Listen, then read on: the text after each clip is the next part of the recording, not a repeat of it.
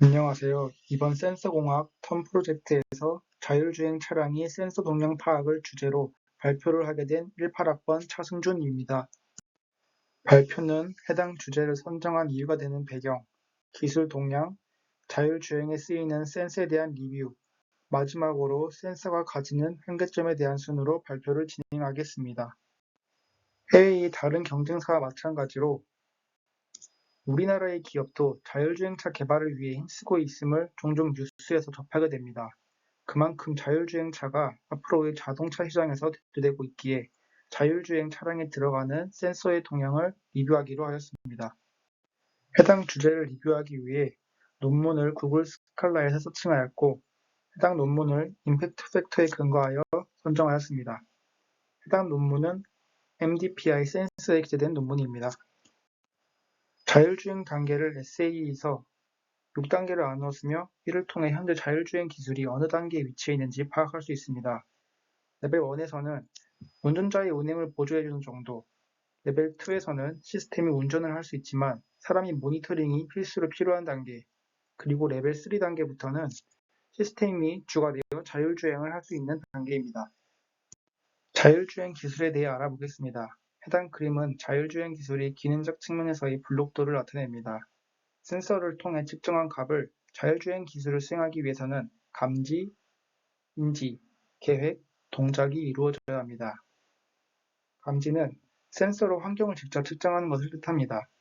자율주행 차량인 AB의 경우 데이터를 측정할 때 쓰이는 센서에 레이더, 라이다, 카메라 센서가 있습니다. 하지만 단순히 센서를 통해 데이터를 수집하는 것만으로는 충분하지 않으며 시스템이 데이터를 해석하여 자율 시스템이 이해하고 동작할 수 있도록 변형해야 합니다. 이 단계를 센서로 감지한 데이터를 시스템에 맞게 변형시켜주는 인지 단계입니다. 이러한 인지 단계는 시스템이 다음에 무엇을 결정할지 계획 단계의 중요한 부분입니다. 계획 단계에서는 어떻게 목표에 도달할지 계획을 짜는 단계이며 마지막으로 계획한 경로를 실현하기 위한 컨트롤러와 제어 시스템 단계로 이루어져 있습니다. 자율주행 차량에 들어가는 센서의 시장은 다음과 같이 크게 증가하고 있음을 볼 수 있습니다. 레이더, 라이더, 카메라 센서 모두 2016년에 비해 2022년에는 다들 크게 상승하고 있음을 볼 수 있습니다. 자율주행 차량에 들어간 센서가 차량의 외형의 어디 부분에 위치해 있는지 볼 수 있습니다. 주변 환경을 감지하기 위해 단일 센서가 아닌 여러 센서와 융합하여 쓰이게 됩니다. 보신 바와 같이 라이더, 카메라, 그리고 레이더 센서가 있음을 볼 수 있습니다.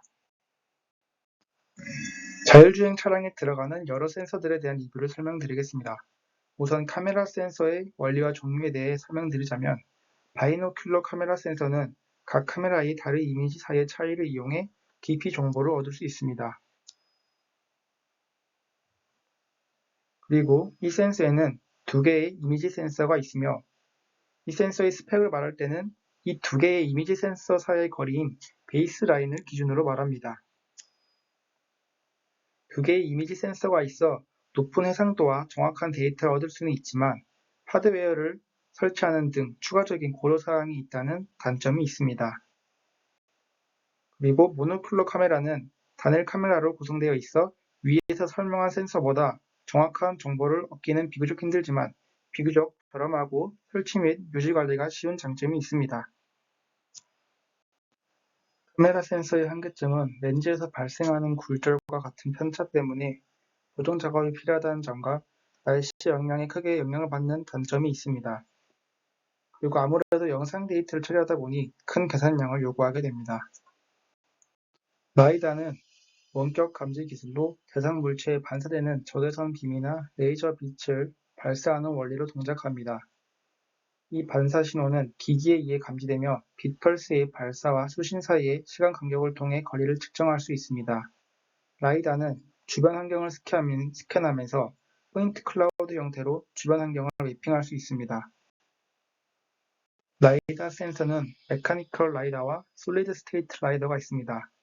메카니컬 라이다는 광학 렌즈와 모터를 통해 회전하는 렌즈를 사용하여 360도의 넓은 수평 시야각을 얻을 수 있습니다. 솔리드 스테이트 라이더 센서는 회전 렌즈의 사용을 배제하여 수평 시야각이 120도로 제한되지만 경고성, 신뢰성 및 일반적으로 낮은 비용을 갖고 있다는 장점이 있습니다. 라이더 센서를 제조하는 회사들이 라이더 센서 스펙을 나타낸 표입니다. 메카니컬 라이더 센서가 솔리드 스테이트 센서보다 낮은 오차율, 그리고 넓은 수평, 표식 시야각을 가짐을 볼 수 있습니다. 하지만 라이더 센서의 한계점은 색깔 정보를 인식하지 못한다는 점입니다. 따라서 카메라와 같은 센서와 퓨전하여 쓰이게 됩니다. 레이더 센서의 원리에 대해 설명드리겠습니다. 레이더 센서는 전자기파를 발산하고 수신하여 대상물에 대한 거리 정보를 확립하며 이때 도플러 특성을 사용하게 됩니다. 아래의 수식은 도플러 주파수를 나타낸 것이며 FD는 도플러 주파수, VR은 대상의 상대 속도, F는 송신 신호의 주파수, C는 빛의 속도, 감마는 방출된 에너지 파장을 나타냅니다. 따라서 대상 물체가 레이더에 접근했을 시 파장이 짧아져 도플러 주파수는 상승하게 됨을 볼 수 있습니다. 레이더 센서의 장점은 폭천호와 같은 외부 환경에 영향을 받지 않아 안개, 눈이 올 때와 밤에도 사용 가능하다는 점입니다.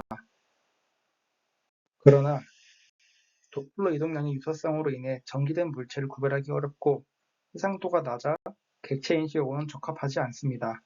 따라서 카메라 및 라이더 센서와 결합하여 사용하게 됩니다. 앞에서 리뷰한 세 가지 센서의 장단점을 정리한 표입니다. 해상도 측면에서 레이더가 떨어지며 색 인지 측면에서 라이더 센서가 취약함을 볼 수 있습니다. 또한 객체 인지 면에서 레이더 센서가, 마지막으로 기후 환경 조건에서는 카메라 센서가 가장 취약함을 볼 수 있습니다. 이제부터는 자율주행 차량에 들어가는 센서의 한계점을 극복하기 위한 방안으로 센서 캘리브레이션과 센서 퓨전에 대해 알아보겠습니다. 센서 캘리브레이션은 센서가 감지한 알려진 특징의 상대적 위치를 비교하여 자율주행 시스템의 센서의 위치와 방향을 실제 좌표로 알려줍니다. 캘리브레이션 단계에서 에러 센서들이 좌표들을 배열 프로세스를 거쳐 데이터를 가공한 후 센서 퓨전을 통해 고품질의 데이터를 얻을 수 있습니다.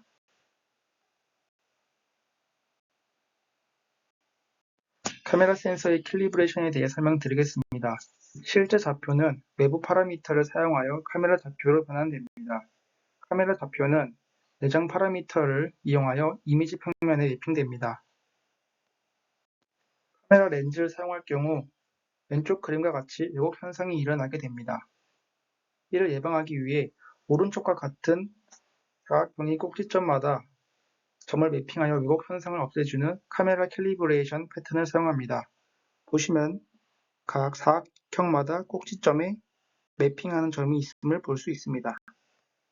센서 퓨전은 여러 센서로부터 얻은 데이터를 퓨전하는 개념으로 이를 통해 불확실성을 줄일 수 있습니다.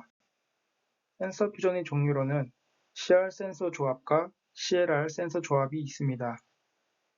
CR 센서 조합은 고해상도를 제공하면서 주변 장애물의 거리와 속도 정보를 추가로 얻을 수 있고, CLR 센서는 더 큰 범위에서 해상도를 얻을 수 있으며 라이더 3D 클라우드 포인트를 통해 주변 환경을 보다 정확히 파악할 수 있습니다. 이상으로 자율자동차에 들어가는 센서들에 대한 리뷰와 해당 센서들의 한계점을 극복하기 위해 쓰이는 프로세스들에 대해 살펴보았습니다. 들어주셔서 감사합니다.